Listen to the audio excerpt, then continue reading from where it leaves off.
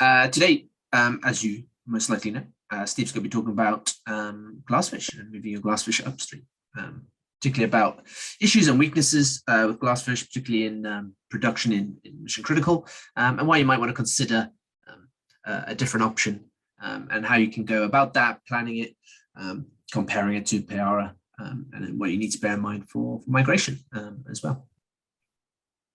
So if you're all good to go, Steve. Yeah, I'm good. When you're ready. Okay, thanks everybody for joining this webinar. As Jason said, this is Move Your GlassFish Upstream. So we're talking about migration, migration from GlassFish that you may have in production. Typically that would be GlassFish 4 and GlassFish 5 from the history, although we do see customers with GlassFish 3. As I say, we're going to talk about migration, the challenges of migration, some of the experiences that people have had, and also why you should migrate. So let's look at the bottom line here. So if you're running GlassFish 5 is outdated. We'll have a look on the timeline later, but GlassFish 5 is very old. GlassFish 5 also has lots of bugs. Believe me, as Payara, we've done a lot of bug fixing on the GlassFish code base, and GlassFish 5 hasn't had a lot of love since the initial releases, and actually since version 4. And therefore, GlassFish 5 has security vulnerabilities.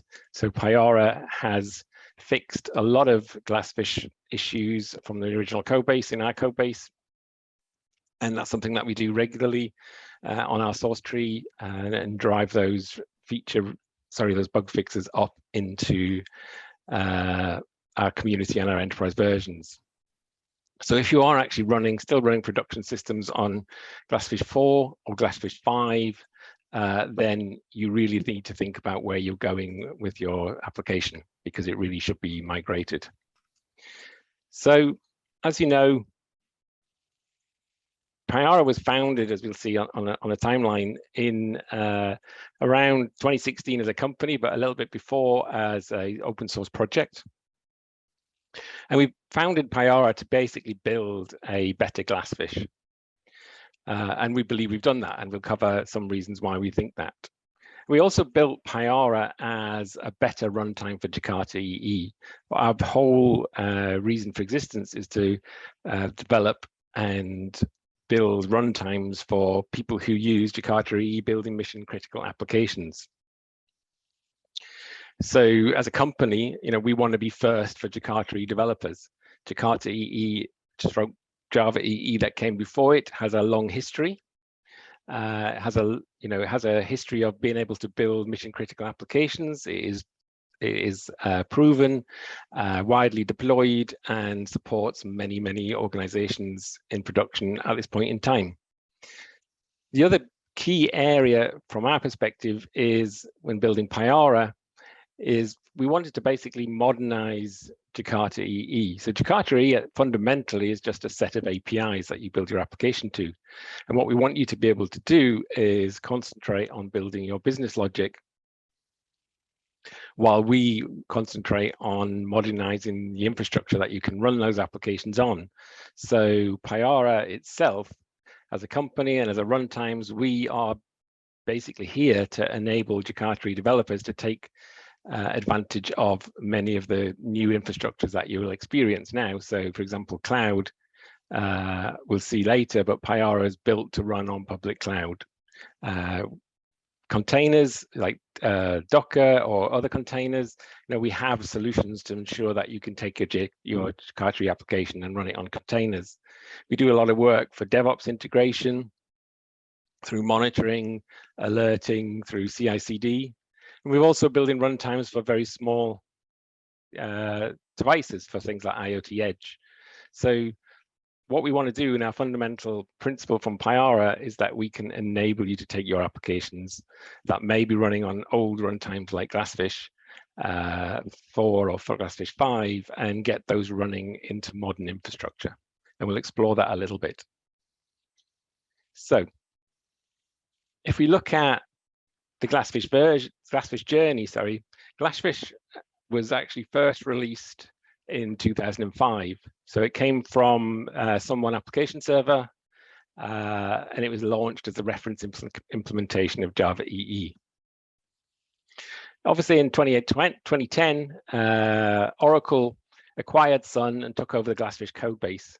And at that time, they had WebLogic, they had 9IIS, they had GlassFish, and in 2013 they decided to announce that they were ending commercial support from GlassFish. At that time, basically Payara came out of a consulting company. So I originally founded a consulting company back in those days, and we were spending a lot of time supporting application servers right across the board, from JBoss, Wildfly, WebLogic, WebSphere, and GlassFish. So we created in 2014 the first version of Payara Server. So we created it as a logical drop-in replacement for GlassFish 4, which was the latest release at that point in time. And we forked the GlassFish code base. And that was back 8 years ago now. 2016, we actually formed the company that supports that. And in 2017, GlassFish 4.1.2 was released. That was the last version of the 4.x stream of GlassFish. So if you're still running GlassFish 4, it is 5 years since it's had any updates. And Payara 4.1.2 was released the same year, based off the same code. And then GlassFish 5 was released in September 2017, and that was the Java EE 8 version of GlassFish. And then since that point, GlassFish 5 hasn't really been updated at all. So whether you're running GlassFish 4.1.2 or GlassFish 5, you're effectively running almost the same code base, albeit that it supports slightly different versions of Java EE. After that point, basically, Payara became strategic members of the Jakarta EE Foundation as as Oracle basically donated the GlassFish 5 code to the Eclipse Foundation as part of the migration of Java EE to Jakarta EE. And we became strategic members, and we also at that point became project leads for GlassFish code base. And we also released Payara 5, which was a completely new version of Payara, forked off GlassFish 5, but had a lot of different capabilities than GlassFish 5 had. And we were instrumental in releasing the Eclipse GlassFish 5.1. Now, it looks like, there's 2 years difference between that, but realistically, the code base didn't change. What we did was took the 5 code base at Eclipse and compiled it at Eclipse under new license. So essentially to ensure we could release Jakarta EE 8. And then now in 2022, if you're still running GlassFish 5, you effectively had no updates since 2017. So as I said, GlassFish 5 is as buggy and old. But now in 2022, our Payara 5 is on its 29th update release. So we've done a lot of change to GlassFish, the original 5.0 code base, to create Payara Server 5. There's other challenges that you may be running into if you're on 5 or GlassFish 5 or GlassFish 4. As I said, it hasn't really been updated for 5 years, so that's one thing. But the other thing that we've done within developing Payara is that GlassFish is not built for cloud. So the nature of the clustering in GlassFish, it's quite difficult to configure on a public cloud. So for example, like AWS or Microsoft Azure, a lot of clouds don't support multicast discovery, and so therefore there's a lot of configuration that needs to be done on GlassFish. It's not impossible, but it takes a lot of work, and because IPs change and are very fluid, it can be quite brittle as well. GlassFish, obviously, microservices became a big thing since the original releases of GlassFish 5.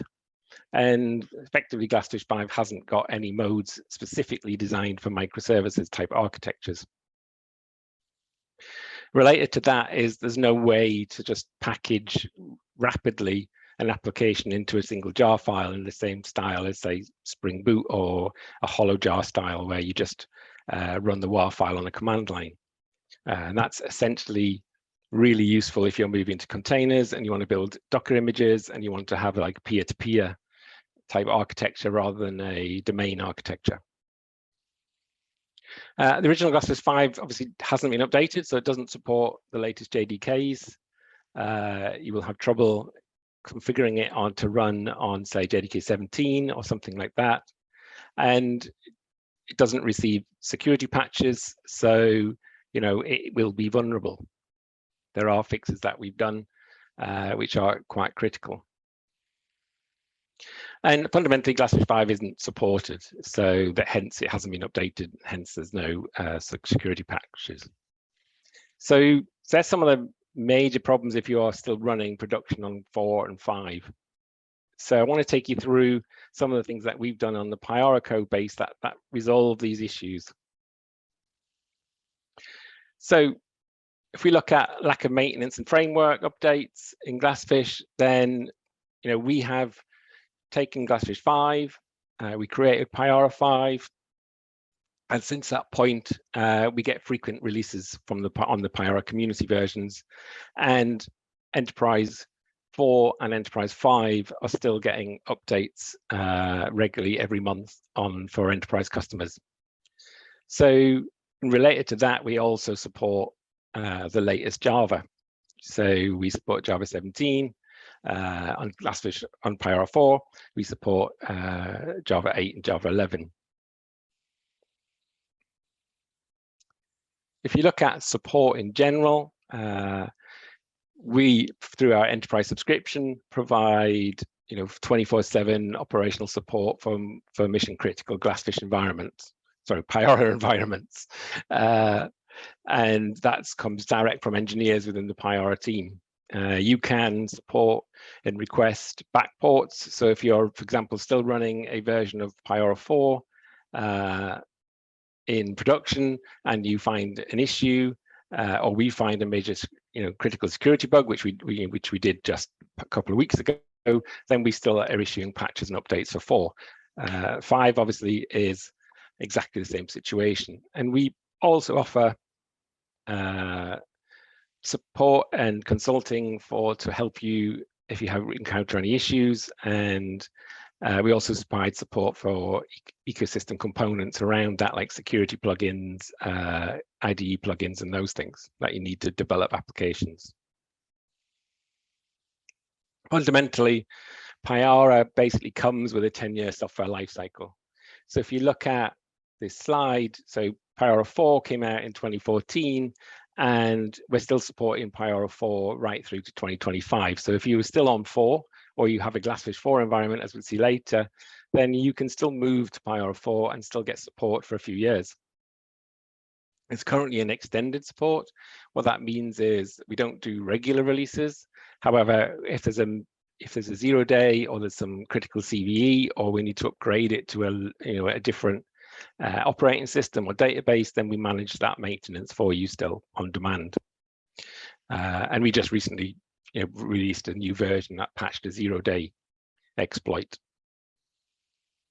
Payara 5, again, that was released in 2017, 2018, and that is supported right through to beyond into 2028, 2029. So there's many years left on applications that are running Java EE 8 and applications that want to move, for example, from GlassFish 5 to, say, Payara 5. Then that application would still be supported by the Payara team running on Payara Enterprise right through to 2028. So there's plenty time to then use additional capabilities or start thinking about upgrading those applications to the latest Java EE or Jakarta EE. So our enterprise subscription provides, a robust enterprise-grade software lifecycle and support capability. One of the other big problems that we mentioned earlier is that it's not built for the cloud. We realized this back in Payara 4, and GlassFish 4 and GlassFish 5 use a clustering technology called Shoal. And as we move from Payara 4 to Payara 5, we replaced Shoal, as Shoal hadn't been updated for many years.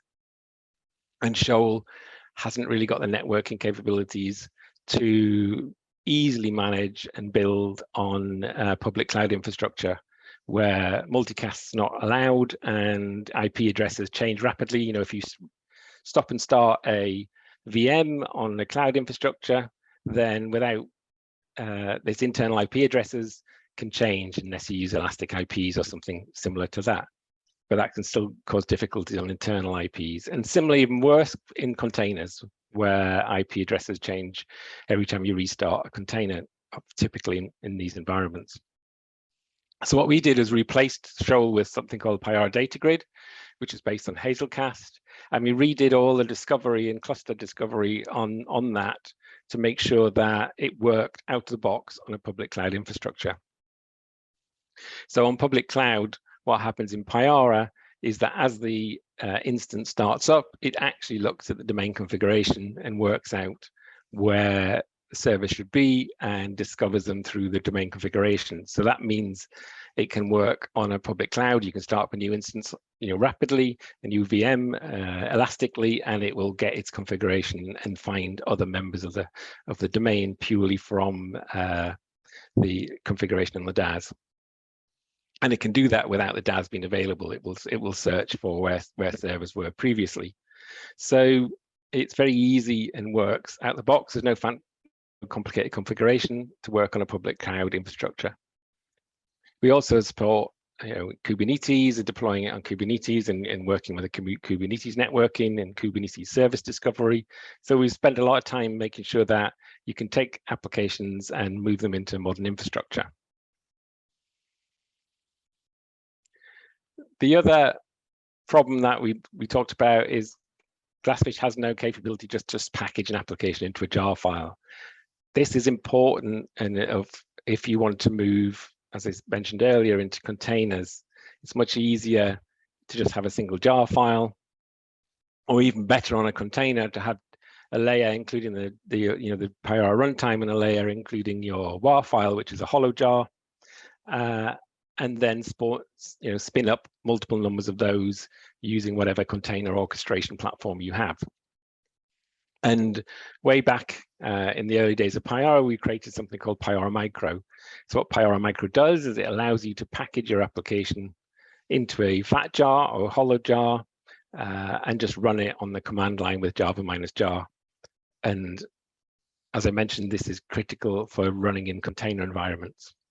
We have built Payara in a domain mode, so a normal server with a DAS, and that can work well in Kubernetes with containers if you want to. We built what we call dynamic instances, which is basically instances whose life cycle is managed by an orchestrator like Kubernetes, and the DAS can handle them coming and going. Again, something that isn't in the GlassFish infrastructure. So if you need to move to containers, or you need to move to cloud, or you need to move to Kubernetes, then Payara has you covered. We've been spending the past 5 years updating Payara to make sure that your applications can support those environments. Related to that is microservices. So I say Payara Micro was launched as a microservices optimized implementation. That meant it would work in containers, but also Payara supports the microservices APIs that are getting developed through MicroProfile. So MicroProfile is an initiative that builds on top of Jakarta EE and provides APIs that basically have a lot of value in a microservices architecture. So it provides APIs for externalizing config. So you can go to config sources. So that way, as you move containers between different environments, they can retrieve configuration, for example, IP addresses or database URLs from an external config source. And Payara ships out the box with many different config sources. There's also APIs around bulkheads and those sort of things, and tracing and Open API. And we support all those, and we are MicroProfile compatible to the latest versions of MicroProfile in Payara. And we are tracking MicroProfile, and when MicroProfile 6 comes out based on Jakarta EE10, we will also support MicroProfile 6. So there are some of those sort of fundamental problems you may be experiencing if you're still on GlassFish and you need to modernize your applications. Then Payara has been doing that, say, for 5 years. There's other things in GlassFish which are essentially weaknesses because we've built additional capabilities into Payara to address these. For example, it's very difficult to automate a GlassFish configuration unless you know the ASAdmin command CLI really well. And we'll look at how we solve that. Monitoring in the GlassFish itself is quite disparate, and we built capabilities to resolve that. GlassFish doesn't have a lot of alerting and notifications of things that go wrong. And one of the things we did in Payara is we wanted to build a runtime that can give you that information and give you as an operator information about what's going on within the server without requiring third-party tooling. As GlassFish hasn't updated for many years, then it doesn't support some of the modern security standards, as we'll see. And earlier, as I mentioned, there's no support, so there's no official Docker images that are kept up to date. So we also have a number of solutions to these issues. So first, one of the problems when you come to GlassFish is, I mean, one of the good things about GlassFish is it does have a full CLI through ASAdmin. One of the problems is you don't really understand how that relates to what you're doing in the admin console. So very early in the Payara development, we created something called the ASAdmin recorder. And what that does is if you switch it on, click around the admin console, configure what you want to configure, then it will give you the ASAdmin commands that correspond to what you've just done. And this is fantastic if you need to go towards software-defined infrastructure and repeatable CI/CD builds of the actual infrastructure or the domain. You don't need to run through the reference manuals to try and work out what you did on the console to what you actually need to write when you create an ASAdmin script. Very simple thing, but it's very powerful when you move into more modern dynamic infrastructures that you need to move your applications to. So Payara also, we basically revamped the internal monitoring system for GlassFish. So because we are the application server developers, we wanted to make sure that you could find out what's going on in your server and visualize it. So Payara Insight is an open source project, but it's packaged in Payara Enterprise. And what this does is give you real-time visualization of many of the metrics within the server or across the domain. So it collates metrics from multiple servers in a domain and can graph them all on the same graph. It allows you to see alerts and other notifications from the subsystems that we built within Payara. And it makes it a lot more easy to just monitor what's going on in a Payara domain as opposed to a raw GlassFish domain, where you may be using JMX to access onto your individual servers. Also, when we looked at GlassFish, one of the things we wanted to do with Payara, as I said, was make a better GlassFish. And part of being a Jakarta EE runtime is that we separate out the application development from the runtime that you run it on. That is one of the powers of Jakarta EE. And then as a runtime manufacturer, if you like, or developer, then what we also wanted to do was build in additional capabilities for you in operations and development that can tell you what's going on within your application. Obviously, we have a unique view on what is occurring in the application because we are the runtime that's supporting it. So we built a number of services, and there's three highlighted here. First is notifications. So the notification service is essentially a monitoring service. Other services feed into it, and it allows you to take alerts and push them into different places. It's a pluggable API, so you can push them into a log file. You could raise them on Teams, or you could push them into any other infrastructure you want to do through some simple API development. We also created a health check service, and what that does is it monitors some of the internals within Payara, and if it detects an issue, then it notifies the notification service. For example, we have ones for GC pause time. So if there's an issue in GC pause, it exceeds a certain threshold, then it can raise a notification. So then from an operations perspective, you can get that into Insight, or you can get it into another system. We also built in deep request tracing. So what this is as a request goes through the server, say, for example, an HTTP request, then we track and timestamp various aspects of what happened.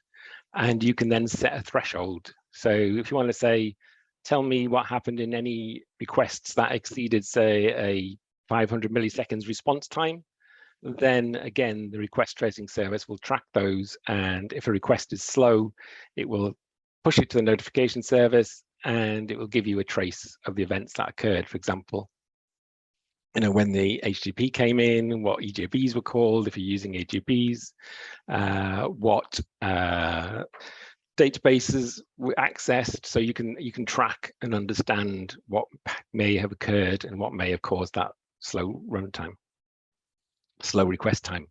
There's other things that we put in there as well around logging of SQL and other additional capabilities, essentially to build our long-term vision is to build an intelligent platform which leverages that power of Jakarta EE to know what your application is doing and to give you valid information. Then on the modern security, so as I say, GlassFish hasn't been updated for a long time, so a lot has happened in the security infrastructure, never mind just patching and Java latest JDKs.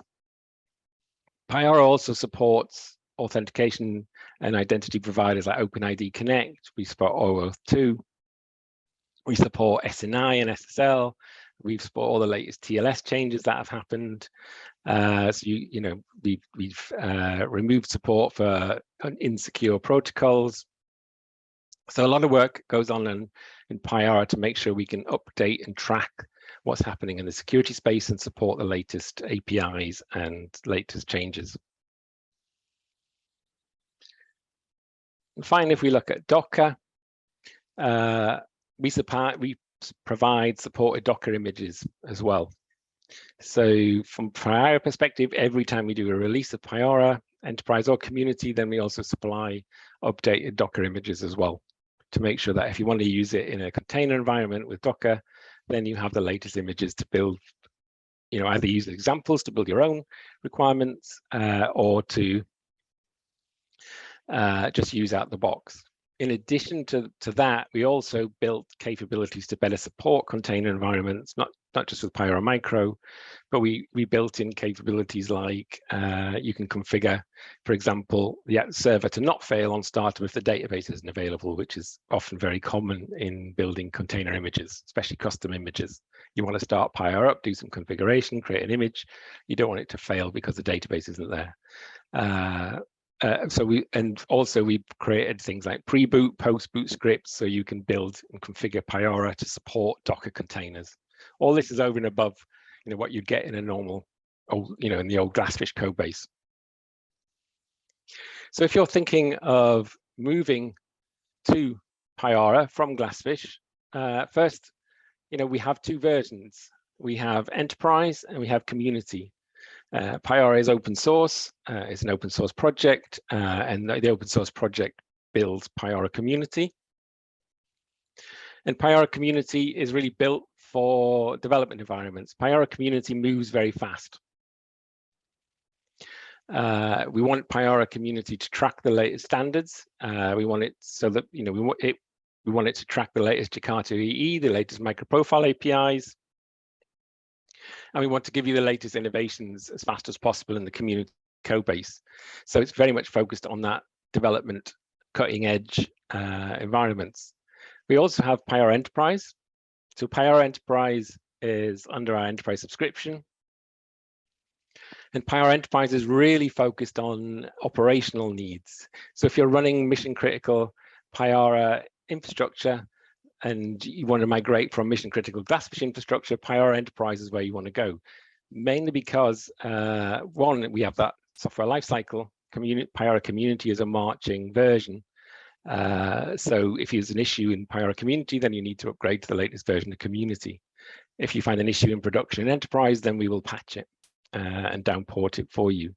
But also, Payara Enterprise is focused on scalability and availability and mission critical environments.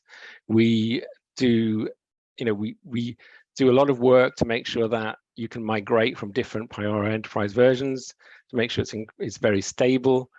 Things may appear in community first, and then they move to enterprise, or things may appear in community and then never make it into enterprise, because enterprise is really there for mission critical. And obviously, along with enterprise subscription, you will also get access to our team. So you have 24/7 support options, or 10x5 options, depending on what you need. And we guarantee that backwards compatibility between different versions. For example, when we move to Jakarta EE 10, which is a breaking change from Jakarta EE 8, which GlassFish supports, GlassFish 5 and 4 support, then we'll have tooling to help you migrate those applications onto enterprise, and we'll have tooling that allows you to deploy those sort of applications onto enterprise. Whereas Payara Community will be super focused on building the best Jakarta EE 10 runtime it can. So where do you go if you're on GlassFish? So we've got a little idea here.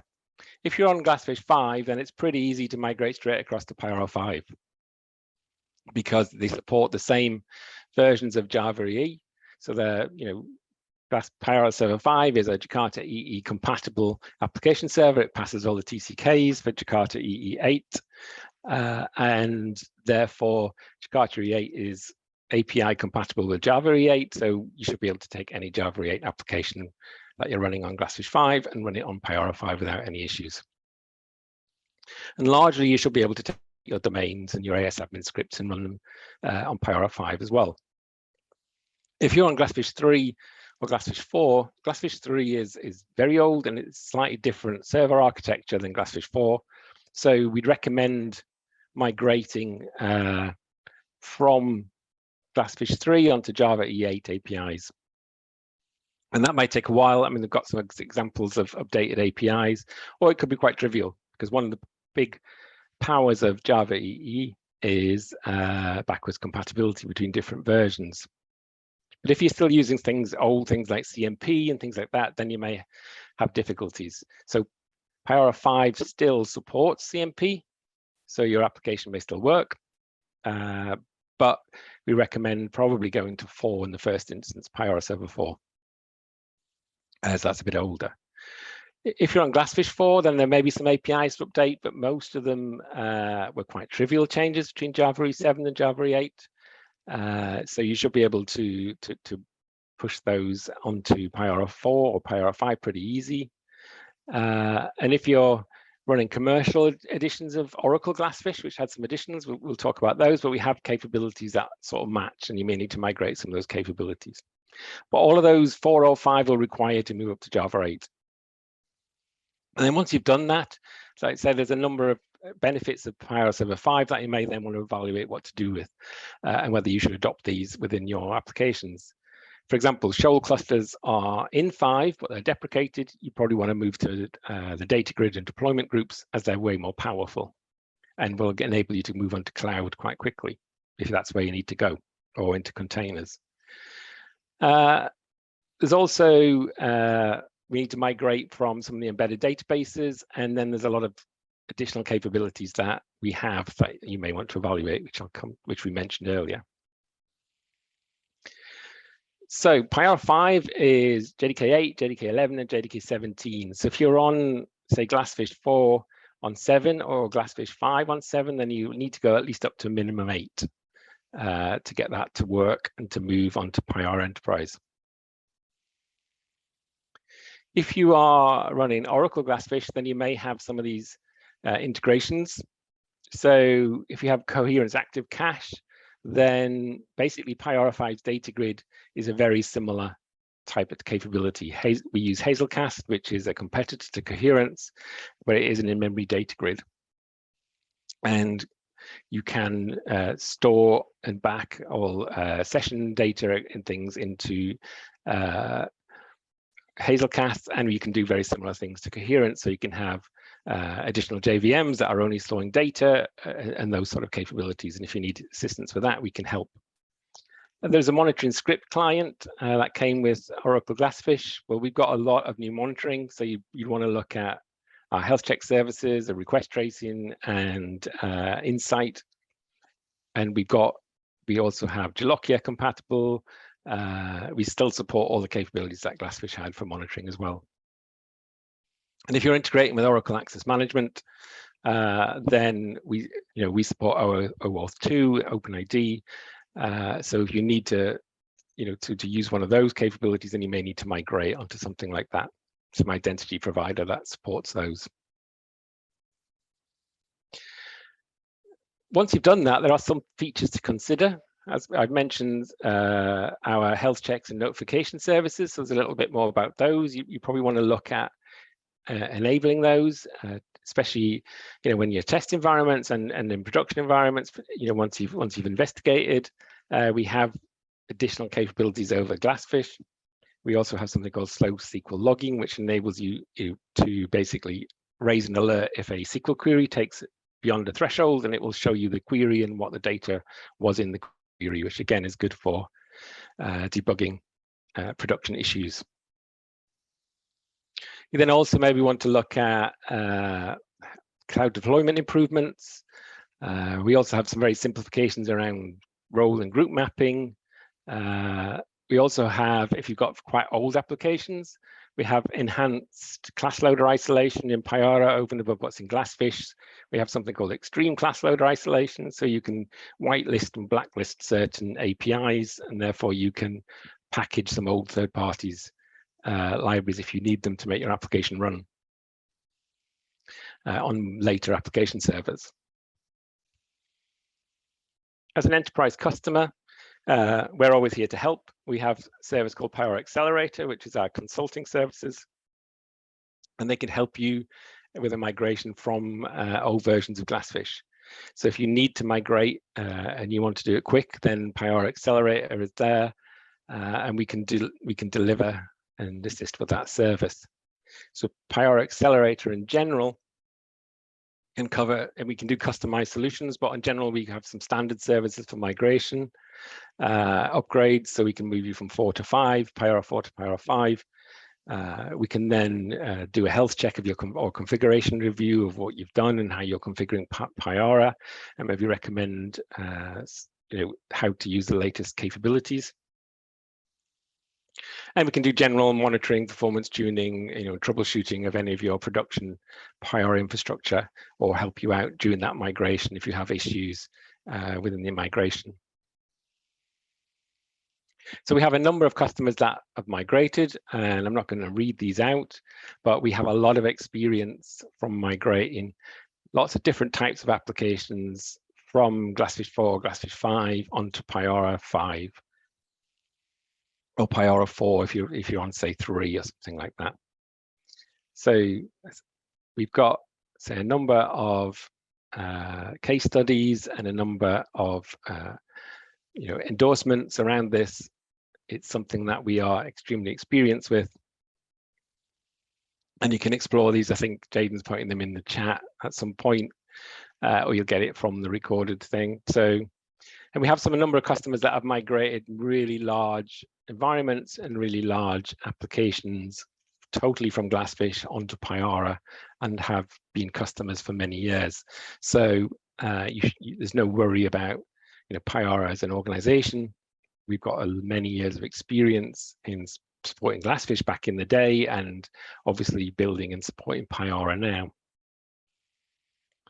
So just to summarize, if you are on GlassFish 4 or GlassFish 5, or even worse case GlassFish 3, then you're running on either 10-year-old or 5-year-old code, and with all the problems that you have with that, just from a security and a bugs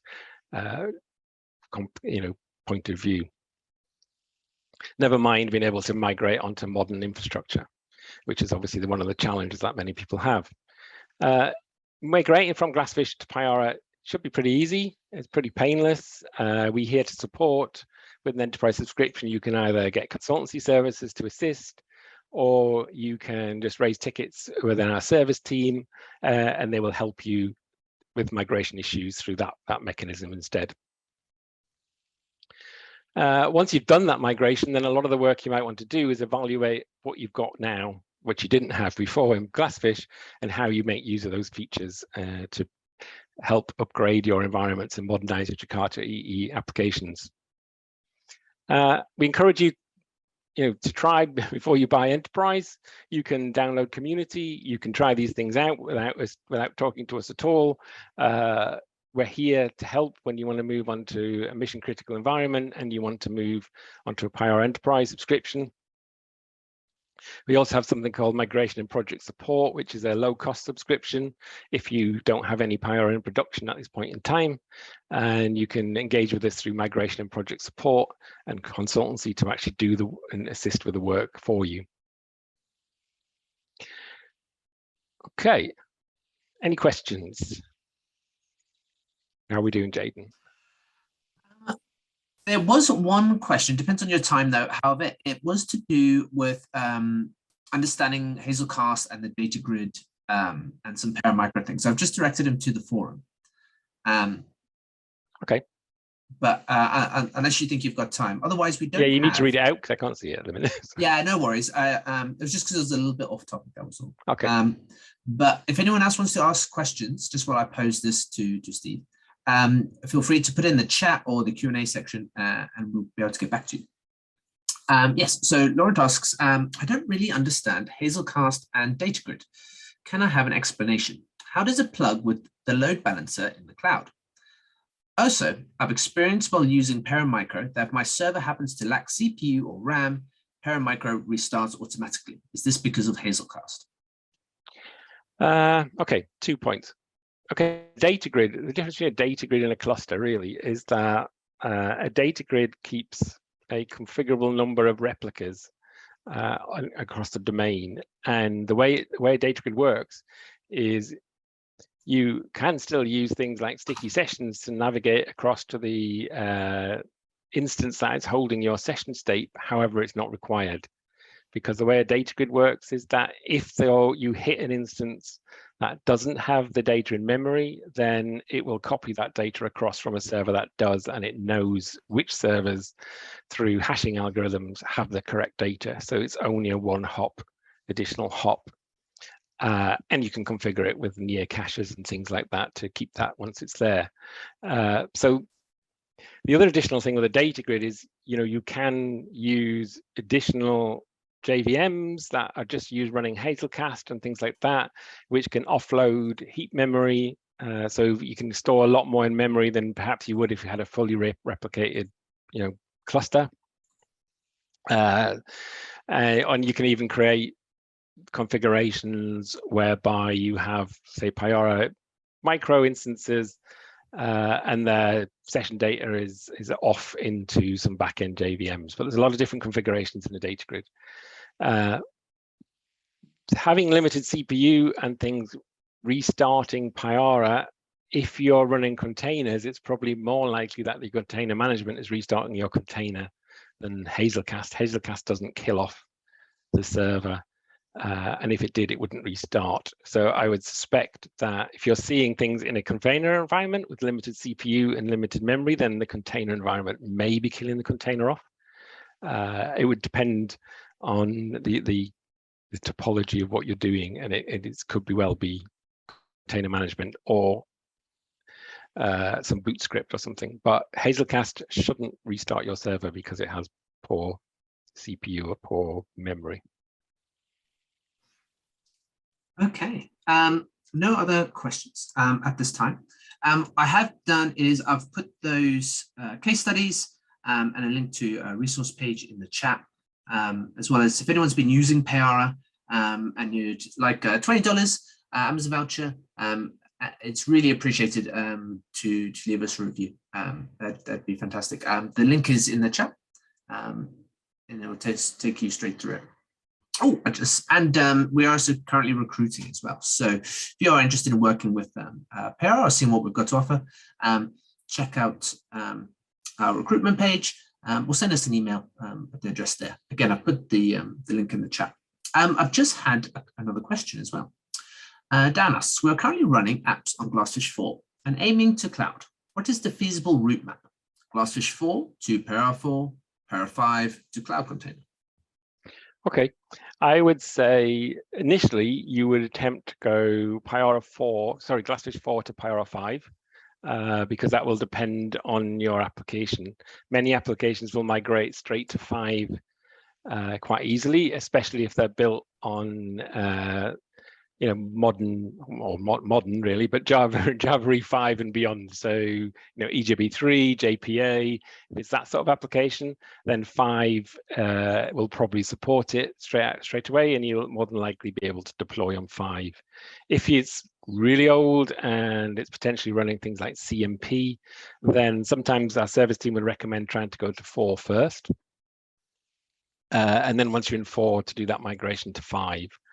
But if it's a modern application, moving to 5 often is not that difficult, because there was not a huge change between Java 7, which is GlassFish 4, and Java 8, which is GlassFish 5.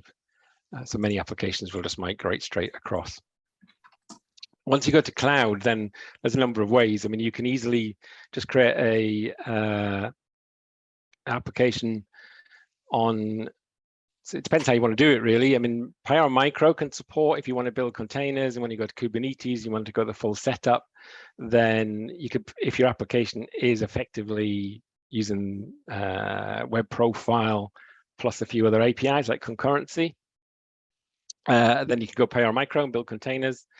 If you want to go to a normal domain setup, then, as I mentioned, then you can easily create a domain in a typical cloud environment by just setting up the VMs, create some VMs, put a DAS on one, and then use those VMs. And if you just start a new instance, how you would on GlassFish 4 on a new node, on a cloud environment, on a VM, then that will automatically cluster and give you clustering, and it will work on the domain without any config. And that should work on most cloud environments. But we also have documentation and things around building a domain on Kubernetes.